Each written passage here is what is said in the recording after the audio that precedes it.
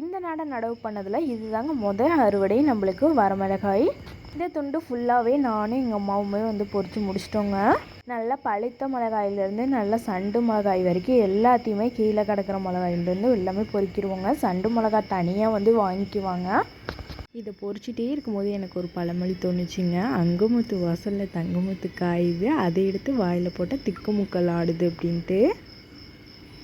இந்த மிளகாய் செடியில் இருக்கும் போது அதை பார்க்கும் போது தாங்க அழகாக இருக்கும் ரெட்டிஷாக. ஆனால் அதை பொறிச்சு ஒரு கடி கடிச்சாலும் வாயில் எவ்வளோ ஒரு காரமாக இருக்கும் தெரியுமா. நம்ம மிளகாய் பொறிச்சிட்டு அடுத்து சீம்பிள் காடும் அப்படியே மிளகா காடி தண்ணி கட்டி விட்டுடலான்னு தண்ணி கட்டி விட்டுட்ருக்கேங்க. அம்மா உரம் விட்டுட்ருக்காங்க.